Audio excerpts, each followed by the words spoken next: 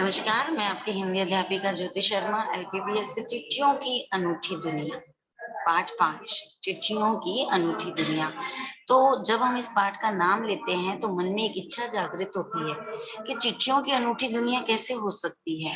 क्योंकि आज जब आप जिस युग में पढ़ रहे हैं, वहाँ चिट्ठियों का इतना महत्व नहीं रहा है। सिर्फ मोबाइल, लैपटॉप इन सब मतलब जो भी हमारे डिजिटल चीज़ें हैं, उनका महत्व हो गया है। तो ऐसी जो चीज़ें होती हैं जिनका महत्व हमें पता नहीं है या फिलहाल में वर्तमान काल में हम उनका यूज़ कम करते हैं, हमारे सामने उसका उपयोग कम हुआ है, उन चीज़ों को समझना हमारे लिए एक इच्छा जागृत करती है कि ऐसा क्या हुआ? तो उसको पढ़ने में हमें इंटरेस्ट भी आता है, आनंद की अनुभूति होती है। तो ऐसा ही हमारा जो चैप्टर है, चिट्ठियों की अनूठी दुनिया। आपका प्रश्न तो सबके मन में ये उठ ही रहे हैं कि आखिर क्या है ऐसी बात जो चिट्ठियों की अनूठी दुनिया, अनूठी माने अनोखी, अनोखी दुनिया भी हो सकती है। तो हम शुरू करते हैं हमारा पाठ 5 चिट्ठियों की अनोखी दुनिया और देखते हैं कि उस अनूठी दुनिया में क्या-क्या होता है। तो देखिए, पत्रों की दुनिया भी अजीबो-गरीब है। उसकी उपयोगिता हमेशा से बनी रही है। पत्र जो काम कर सकते हैं, वह संचार का आधुनिकतम साधन नहीं कर सकता। आधुनिकतम जो हाल मतलब चल रहा है, जो मॉडर्न जो हम कह सकते हैं साधन जो होते हैं, तो वो नहीं कर सकता है। पत्र जैसा संतोष फ़ोन या एसएमएस का संदेश कहाँ दे सकता है? यहाँ पे प्रश्न बन रहा है कि पत्र जैसा संतोष मतलब धीरज, धैर्य अच्छी अनुभूति जो है वो फ़ोन पे एसएमएस या संदेश कहाँ दे सकता है। परंतु अभी तो क्या हो रहा है, अभी तो मैसेज की दुनिया आ गई है। पत्र एक नया सिलसिला शुरू करते हैं और राजनीति, साहित्य तथा कला के क्षेत्रों में तमाम विवाद और नई घटनाओं की जड़ भी पत्र ही होते हैं। आपने देखा होगा कि पहले के समय में जैसे कि चिट्ठियां भेज करके एक दूसरे की बातों को कहा जाता था। हमारे राजस्थान में भी बहुत सारी ऐसी चिट्ठियां हैं, जैसे केसरी सिंह बारहट थे, उन्होंने अपनी पाती में अपनी चिट्ठी को पाती भी बोलते हैं, है ना? तो अपनी चिट्ठी में लिख करके वहां के राजा को वापस बुला लिया था और अंग्रेजों की अधीनता से उनको दूर कर दिया था। तो चिट्ठियों में इतना दम होता है। तो यहाँ पर कहा कि राजनीति जो पॉलिटिक्स होती है, साहित्य तथा कला के क्षेत्रों में तमाम विवाद और नई घटनाओं की जड़ भी पत्र ही होते हैं। विवाद अगर हम चिट्ठी में कुछ ऐसा लिखेंगे तो विवाद तो होंगे ही, है ना? तो अभी तो क्या होता है, एक बार चिट्ठी पहुंच जाएगी तो फिर अब चेंज कुछ भी नहीं हो सकता। मैसेज हम करते हैं और अगर उसको हमें लगे कि ये राइट नहीं है तो हम उसको डिलीट भी कर सकते हैं, परंतु चिट्ठियों में ऐसा नहीं होता था। तो नई घटनाओं की जड़ भी पत्र ही होते हैं। दुनिया का तमाम साहित्य पत्रों पर केंद्रित है। साहित्य जो आर्ट्स वगैरह होते थे, जो साहित्य होते थे, वो सब पत्रों पर ही केंद्रित है। पहले तो क्या होता था, पत्र लिख करके ही सारी बातें होती थी और मानव सभ्यता के विकास में इन पत्रों ने अनूठी भूमिका निभाई है। अनूठी एक अनोखी भूमिका निभाई है। पत्रों का भाव सब जगह एक सा है, भले ही उसका नाम अलग-अलग हो। पत्र को उर्दू में अब आप लोग इसको अंडरलाइन कर सकते हैं क्योंकि ये यहाँ पर महत्वपूर्ण बात है कि पत्रों का भाव तो एक जैसा ही होता है सब जगह।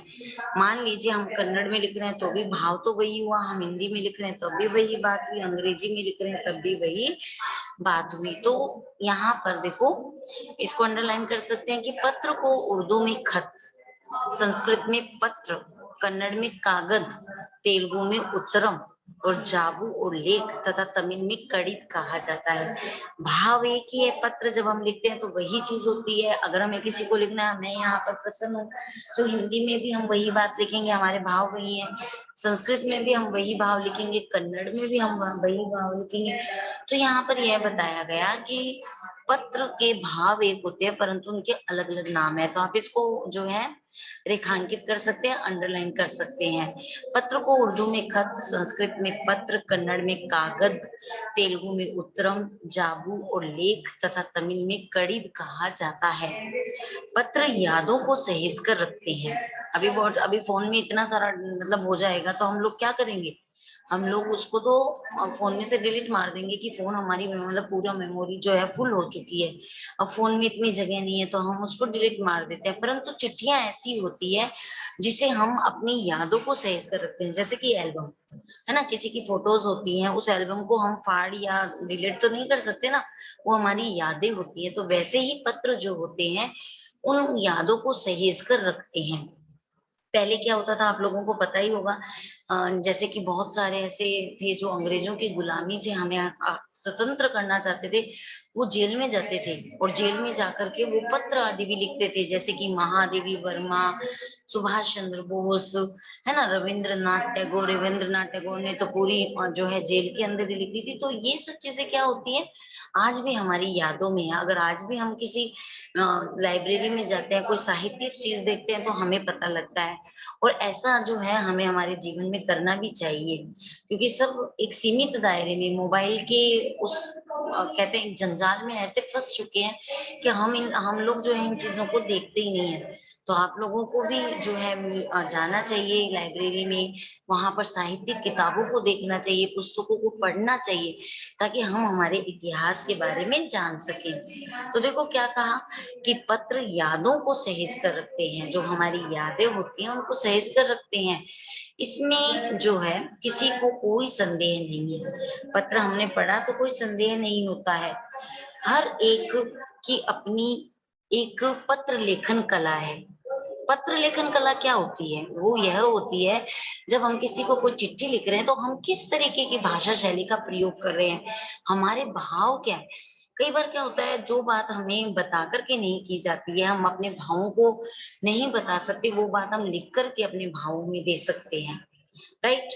तो ये जो भाव है वो पत्र के माध्यम से जो है वो ये भाव जो है हमारे यहाँ पर पूर्ण रूप से बताए जाते हैं। तो देखो हर एक की अपनी पत्र लेखन कला है और एक के पत्रों का, हर एक पत्रों का अपना दायरा है। दायरा का मतलब यहाँ पर हुआ कि किसको जो है क्या बात लिखनी है, उस तरीके का जो है दायरा। दायरा मतलब एक लिमिटेशंस जिसे हम बोलते हैं, है ना। ऐसा तो नहीं है कि हम पत्र लिख रहे हैं तो कुछ भी लिख दिया, एक लिमिट होती है, एक दायरा होता है। दुनिया भर में रोज करोड़ों पत्र, रोज उसको बोलेंगे रोज, जय के नीचे नुक्ता है, ठीक है। करोड़ों पत्र एक दूसरे को तलाशते तमाम ठिकानों तक पहुंचते हैं। आपने देखा कि कहाँ से कहाँ, हम बीकानेर में बैठे हैं और बीकानेर से हम लोग पता नहीं कहाँ से कहाँ पर पत्र भेजना है हमें, तो लोग जो है वो ठिकानों तक पहुंचते हैं। भारत में ही रोज पहले के समय रोज 4.5 करोड़ चिट्ठियां डाक में डाली जाती है, जो साबित करती है कि पत्र कितनी अहमियत रखती है। अहमियत मतलब अपना कितना महत्व वो जो है रखती है। पंडित जवाहरलाल नेहरू ने, अंडरलाइन कर सकते हो आप लोग इसको, ये इंपॉर्टेंट है। पंडित जवाहरलाल नेहरू ने सन 1953 में 1953 में सही कहा था कि हजारों सालों तक संचार का साधन केवल हर कार्य रनर्स या फिर तेज घोड़े रहे हैं। हजारों सालों तक संचार का साधन मतलब एक दूसरे की तरफ बातें पहुंचाना, एक दूसरे के भावों को पहुंचाना, एक दूसरे के माध्यम से बातें करना, तो यह जो संचार के साधन है केवल हर कार्य रनर्स जो दौड़ते हैं या फिर तेज घोड़े ही रहे हैं। उसके बाद पहिया है। तो सबसे पहले मैंने आपको पहले ही बता दिया था कि पक्षियों के माध्यम से या इस तरीके से हम चिट्ठियां भेजते थे। उसके बाद में पहिए आए ट्रेन के माध्यम से। पर रेलवे और तार से भारी बदलाव आया। अब रेलवे में जब अब जैसे स्पीड पोस्ट है, हमें स्पीड पोस्ट करना है ना, तो भारी बदलाव आया। तार ने रेलों से भी तेज गति से संवाद, संवाद मतलब अपनी बात पहुंचाने का सिलसिला शुरू किया। आज एक दूसरे की बात पहुंचाने का सिलसिला शुरू किया। अब टेलीफोन, वायरलेस और आगे रेडार, दुनिया बदल रहा है। अंडरलाइन कर लीजिए इसको कि तार ने रेलों से भी तेज गति से संवाद पहुंचाने का सिलसिला शुरू किया। अब टेलीफोन, वायरलेस और आगे रेडार, दुनिया बदल रहा है। आप लोग जो जो अंडरलाइन कर रहे हैं इसका मैं आपको बाद में पूछूंगी कि कितने बच्चों ने क्या क्या अंडरलाइन किया है। ओके, तो अब आगे देखो क्या हुआ। पिछली शताब्दी में पत्र लेखन एक कला का रूप ले लिया। पिछली शताब्दी में पत्र लेखन एक कला का रूप ले लिया। अब पत्र लेखन कला का रूप कैसे ले सकती है, आपको पता है। पत्र लेखन से, जैसे कि पहले के समय गांधी जी जेल गए थे तो वो पत्र लिखते थे। महादेवी वर्मा जो है जेल में कविताओं को लिखती थी, है ना, और वो कविताएं जो है आज हमारे लिए एक उद्देश्य परक जो है बन चुकी है। तो पिछली शताब्दी में पत्र लेखन ने एक कला का रूप ले लिया। डाक व्यवस्था के सुधार के साथ पत्रों को सही दिशा देने के लिए विशेष प्रयास किए गए। अब क्या थे वो विशेष प्रयास? यही थे कि पत्र जो है वो संस्कृति विकसित करने के लिए स्कूली पाठ्यक्रमों में पत्र लेखन का विषय भी शामिल किया गया। आज हम औपचारिक पत्र, अनौपचारिक पत्र ये तो लिखते ही हैं, साथ में आपने देखा होगा कि पाठ के अंदर जो है पत्र के भी चैप्टर आते हैं। जैसे गांधी जी का पाठ हमारे पाठ्यक्रम में जुड़ा हुआ होता है। उनकी लेखनी बड़ी गंदी थी, वो सुंदर नहीं लिखते थे, फिर भी वह पत्रों का सिलसिला जो है वो जारी रखते थे। तो स्कूली पाठ्यक्रमों में पत्र लेखन का विषय भी शामिल किया गया है। भारत ही नहीं, दुनिया के कई देशों में ये प्रयास चले और विश्व डाक संघ ने, अंडरलाइन कीजिए, विश्व डाक संघ ने अपनी ओर से भी काफी प्रयास किए। विश्व डाक संघ की ओर से 16 वर्ष से कम आयु वर्ग के बच्चों के लिए पत्र लेखन प्रतियोगिताएं आयोजित करने का सिलसिला सन 1972 में शुरू किया गया। अब आप लोगों को ये बात पता होनी चाहिए कि 1972 में जो 16 वर्ष ईयर्स से जो कम आयु वर्ग के बच्चे थे, उनके लिए पत्र लेखन प्रतियोगिताएं आयोजित की जाती थी। जैसे कि कविता प्रतियोगिता होती है, निबंध प्रतियोगिता होती है, कभी कभी आपने गीता के जो प्रश्न उत्तर होते हैं उनकी प्रतियोगिता भी दी होगी बहुत सारे बच्चों ने। तो इस प्रकार से पत्र लेखन का जो है वो प्रतियोगिताएं आयोजित की गई सन 1972 से। यह सही है कि खास तौर पर बड़े शहरों और महानगरों में संचार साधनों के तेज विकास तथा अन्य कारणों से पत्रों की आवाजाही प्रभावित हुई है। अब आपको पता है महानगर जो बड़े बड़े मल्टीनेशनल जो होते हैं उनके लिए कहा गया, तो यहाँ पर क्या प्रभाव पड़ा? यहाँ पर यह प्रभाव पड़ा कि डिजिटल इंडिया, हमने जैसे कि संस्कृत में पढ़ा डिजिटल भारतम, है ना, डिजिटल इंडिया हो गया है। तो ऐसे ही यहाँ पर जो है थोड़ा सा फर्क पड़ा क्योंकि मोबाइल जो है वो चीजें चलने लगी थी। परंतु आज के समय में देहाती जो दुनिया है वो आज भी चिट्ठियों से ही चल रही है। फैक्स, ईमेल, टेलीफोन, मोबाइल ने चिट्ठियों की तेजी को रोका है, पर व्यापारिक डाक की संख्या लगातार बढ़ रही है। व्यापारिक जैसे कि व्यापार से रिलेटेड जो का वर्क से रिलेटेड जो चीजें होती हैं वो जो है बढ़ रही है। हम आज जो है इतना ही पढ़ेंगे और इतने मैटर में हमें क्या समझ में आया उसके ऊपर हम अभी चर्चा करेंगे। तो आज के इस पाठ को हम यही विराम देते हैं और जितना जो बाकी बचा हुआ है वो हम हमारे अगले अध्याय में करेंगे, ताकि जितना हमने पढ़ा है उसका हम लोग मूल्यांकन कर सकें, क्या हमें कितना समझ में आया। तो मूल्यांकन करने के बाद में हम लोग जो है मूल्यांकन करेंगे और फिर कल हम जो है अगला हमारा अध्याय शुरू करेंगे। तो विराम देते हैं हम लोग आज अभी इसको।